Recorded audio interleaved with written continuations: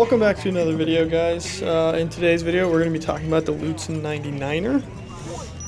At this point, this race was a little over 2 weeks ago, and it was rough. It was rough. Similarly to Unbound, it did not go as planned. But yeah, let's get into it. So, the beginning was a neutral start, and I would like to put that word in quotes, because I'm sure it was neutral for the professional riders who were at the front of the pack. I'm sure it was neutral for them. But for everybody else, it did not feel neutral. Like, you start with a big descent out of the golf course, and then about 10-15 minutes later, when the neutral rollout is done, which everybody's trying to keep up with the neutral rollout, but it didn't work. And then there was a massive hill. The biggest climb of the day was right after we turned left and just start climbing. It was the biggest climb of the entire day. And I want to be honest, I raced, I think, well for the first hour and a half, and I was feeling good. It's not in the video. I set the camera up the same way I did for Unbound, where it's taking a 30-second clip every 30 minutes. So that's the video that you're currently watching. But first hour and a half, super focused, doing very well on my numbers, heart rate's looking good. I make a mistake. I grabbed too much front brake in a muddy double track section, and I hit the ground. Thankfully it was into mud. Otherwise I think it would have been a lot worse in terms of damage. There was just a very small scrape on my knee, but that was about it. Which I made a mistake riding. I grabbed way too much front brake, and so my tire was pointed to the right, but it just skidded left, and then I fell.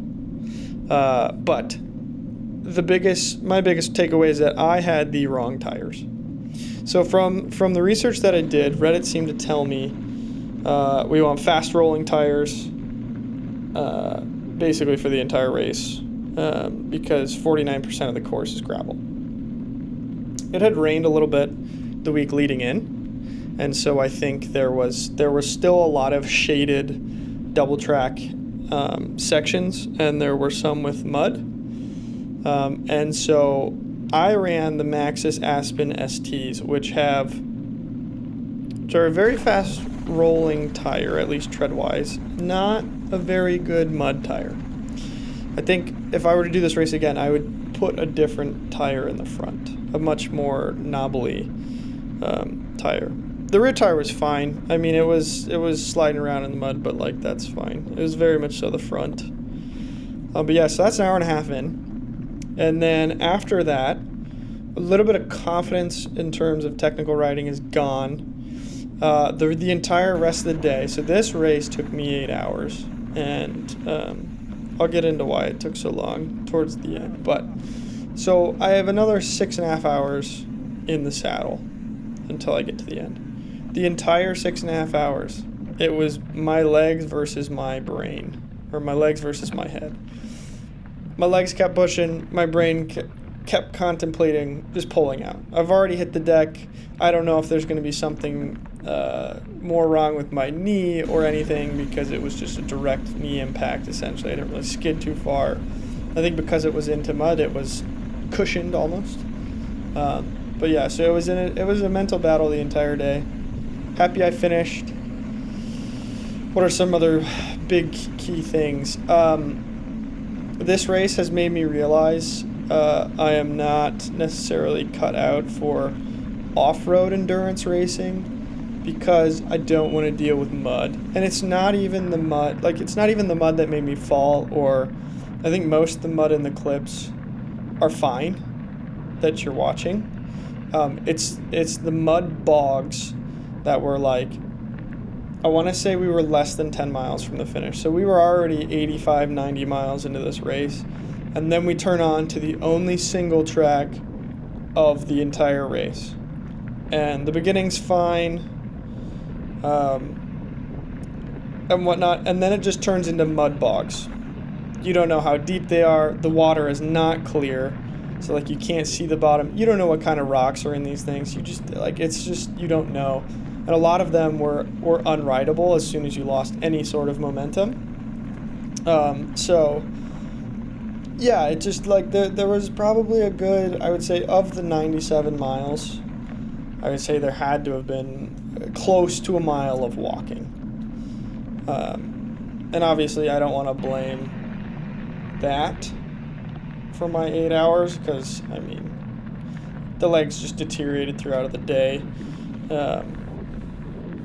That's just how it goes sometimes. I think it's a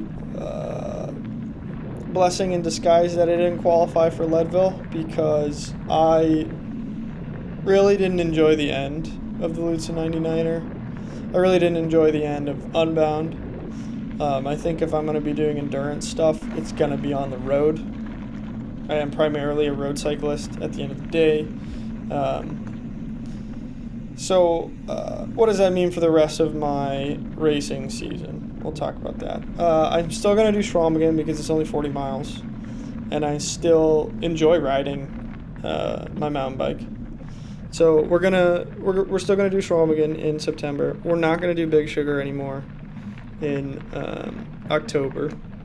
I think Chequamegon will probably be the last race of the year. I do plan on crit racing a little bit in August, so maybe I'll film some of that. I think going forward, I am gonna shift more back towards ride vlog content, and my next video will be a ride vlog talking about basically. I took almost 2 weeks completely off the bike after this race, and it's made me kind of realize some things. So that'll be a separate video, filming a ride vlog talking about those things, getting back into that side. I just think it's going to be more enjoyable.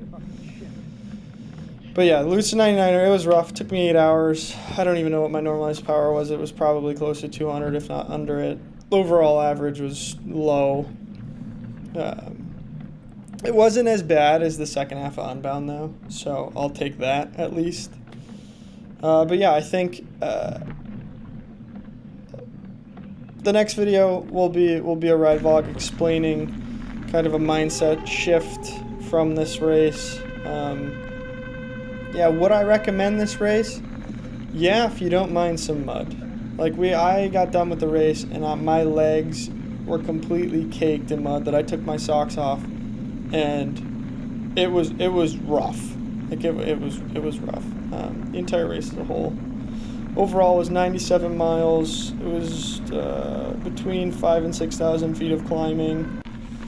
This was my first race on the Hammerhead Karoo instead of the Garmin Edge 1040. So I'll talk about that in a future video as well.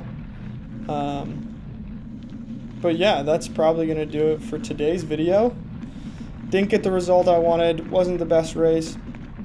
Still had fun, is how I would say it, but type 2 for sure. But yeah, I'll catch you guys in the next one. See ya.